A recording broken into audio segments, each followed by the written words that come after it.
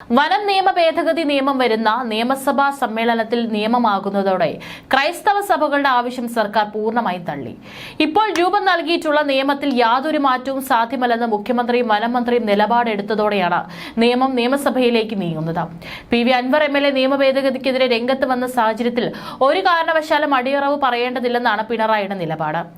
UDF നേതൃത്വം അൻവറിന് പിന്നിൽ അണിനിരന്നത് വിട്ടുവീഴ്ച ചെയ്യേണ്ടതില്ലെന്ന തീരുമാനത്തിൽ സർക്കാരിനെ എത്തിച്ചു. വനനിയമ ഭേദഗതി സംബന്ധിച്ച് നവംബർ 1 ഗസറ്റ് വിജ്ഞാപനം വന്നിരുന്നു. ബില്ലിന് മന്ത്രിസഭ അംഗീകാരം നൽകിയിരുന്നു. ജനുവരിയിൽ ചേരുന്ന നിയമസഭാ സമ്മേളനത്തിൽ ബിൽ നിയമമാക്കാനുള്ള തയ്യാറെടുപ്പിലാണ് വനം വകുപ്പ്. മറ്റു ജില്ലകളെ അപേക്ഷിച്ച് ഈ നിയമ ഭേദഗതി ഏറ്റവും കൂടുതൽ പ്രതികൂലമായി ബാധിക്കുന്നത് ഇടുക്കിയിലെ കർഷകരെ ആയിരിക്കുമെന്നാണ് വിലയിരുത്തപ്പെടുന്നത്. കർഷകരെ കുടിയിറക്കാനും വേട്ടയാടാനും വനവകുപ്പ് ഈ നിയമ ഭേദഗതി ഉപയോഗിക്കുമോ എന്ന ആശങ്കയും ഉയരുന്നുണ്ട്. 1961 കേരള വന നിയമ ഭേദഗതി ചെയ്യുന്നതിൽ ആശങ്ക പ്രകടിപ്പിച്ച് ഹൈറേഞ്ചിലെ കുടിയേറ്റ കർഷകർ രംഗത്തെത്തിക്കഴിഞ്ഞു. വനാതിർത്തിയോട് ചേർന്ന് താമസിക്കുന്ന കർഷകരുടെ ജീവിതം വനവുമായി ബന്ധപ്പെട്ടിട്ടുള്ളതാണ്. വനത്തിൽ പ്രവേശിക്കുന്നതിനും വനവിഭവങ്ങൾ ശേഖരിക്കുന്നതിനും കടുത്ത ശിക്ഷയാണ് ഭേദഗതി ചെയ്ത വന നിയമത്തിൽ നിർദ്ദേശിക്കുന്നത്. ഈ നിയമം പ്രാബല്യത്തിൽ വരുന്നതോടെ തങ്ങളുടെ ജീവിതം കൂടുതൽ സങ്കീർണമാകുമോ എന്ന ആശങ്കയാണ് കർഷകർ പങ്കുവെക്കുന്നത്. ഇടുക്കിയിലെ 70% കുടിയേറ്റ കർഷകർ വനാതിർത്തിയിൽ താമസിക്കുന്നവരാണ്. പലർക്കും സ്ഥലത്തിന് പട്ടയമില്ല. ആകെയുള്ളത് കൈവശ രേഖയാണ്. വനാതിർത്തിയിൽ നിന്ന് ചെറിയ വിറക് കഷ്ണങ്ങൾ ശേഖരിച്ചാണ് കുടിയേറ്റ കാലം മുതൽ ഇവർ അടുപ്പ് കത്തിച്ചിരുന്നത്. വനാതിർത്തിയിലെ പുഴകളിൽ നിന്ന് മീൻ പിടിക്കുന്നത്, വളർത്തുമൃഗങ്ങളെ മേയ്ക്കുന്നതും തോട്ടിൽ കുളിക്കുന്നതും മറ്റാവശ്യങ്ങൾക്കായി വനമേഖലയിലൂടെ സഞ്ചരിക്കുന്നതും ഇവരുടെ ജീവിത രീതിയുടെ ഭാഗമാണ്. എന്നാൽ പുതിയ നിയമം വരുന്നതോടെ ഇതെല്ലാം വലിയ കുറ്റകൃത്യങ്ങളായി മാറും. ശിക്ഷയായി തടവ് അനുഭവിക്കുകയോ വൻ പിഴ അടയ്ക്കുകയോ ചെയ്യേണ്ടതായി വരുമെന്നും കർഷകർ ചൂണ്ടിക്കാട്ടുന്നു.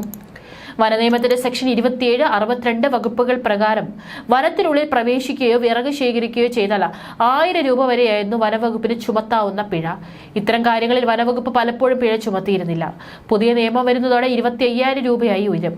വനത്തിലൂടെ സഞ്ചരിക്കുന്നതും വനാതിർത്തികളിലൂടെ ഒഴുകുന്ന പുഴയിൽ കുളിക്കുന്നതും മീൻ പിടിക്കുന്നതും വളർത്തുമൃഗങ്ങളെ മേയ്ക്കുന്നതും വലിയ പിഴ ചുമത്താവുന്ന കുറ്റകൃത്യങ്ങളായി മാറും. വനത്തിനുള്ളിൽ അനുമതിയില്ലാതെ പ്രവേശിച്ചാൽ വാറന്റ് ഇല്ലാതെ അറസ്റ്റ് ചെയ്യാനുള്ള അധികാരവും പുതിയ നിയമം വനവകുപ്പിന് നൽകുന്നു.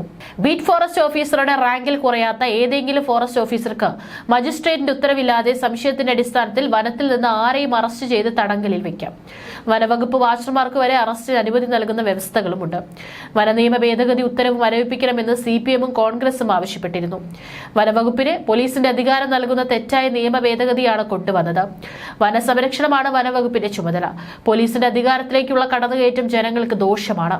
വനനിയമ ഭേദഗതിയിലെ സെക്ഷൻ 52 പ്രകാരം വനവുമായി ബന്ധപ്പെട്ട ഒരു കുറ്റകൃത്യം നടന്നു എന്ന് ബോധ്യപ്പെട്ടാൽ പങ്കെടുത്ത ആളുടെ വീട്, വാഹനം, സ്ഥലം എന്നിവയെല്ലാം വാറന്റ് ഇല്ലാതെ പരിശോധിക്കാൻ പുതിയ നിയമം അനുമതി നൽകുന്നു.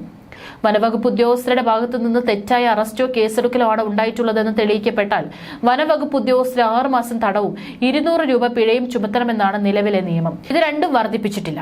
വനവകുപ്പിനെ സമാന്തര സർക്കാരായി പ്രവർത്തിക്കാൻ അനുവദിച്ചുകൊണ്ടുള്ളതാണ് നിയമ ഭേദഗതിയെന്നും ഇത് നടപ്പാക്കാൻ അനുവദിക്കില്ലെന്നും പറഞ്ഞു. നിയമത്തിൽ കുറഞ്ഞത് കേരള കോൺഗ്രസ് ആണ്. നിർദ്ദിഷ്ട വന ഭേദഗതി നിയമം സഭയിലെത്തുമ്പോൾ അവർക്ക് എതിർക്കാതിരിക്കാൻ കഴിയില്ല. സഭയ്ക്കകത്തും പുറത്തും ശക്തമായി എതിർക്കുമെന്ന് ജില്ലാ പ്രസിഡന്റ് പ്രൊഫസർ MJ ജേക്കബ് വ്യക്തമാക്കി പറഞ്ഞു. വനവകുപ്പ് മന്ത്രി AK ശശീന്ദ്രനും സർക്കാരിനുമെതിരെ രൂക്ഷ വിമർശനവുമായി P.V. അൻവർ രംഗത്തെത്തിയതോടെ ബുദ്ധിമുട്ടിലായതും കേരള കോൺഗ്രസ് ആണ്. ജനങ്ങൾക്ക് വേണ്ടി ഒരു ചുക്കും ചെയ്യാത്ത വനമന്ത്രിയെ മാറ്റാത്തത് ക്രൈസ്തവ സഭാംഗമായ തോമസ് K. തോമസ് വനമന്ത്രിയായാൽ വനനിയമ ഭേദഗതി ബില്ലിൽ ഒപ്പിടില്ലെന്ന് അറിയാവുന്നതുകൊണ്ടാണെന്നും അൻവർ ആരോപിച്ചു.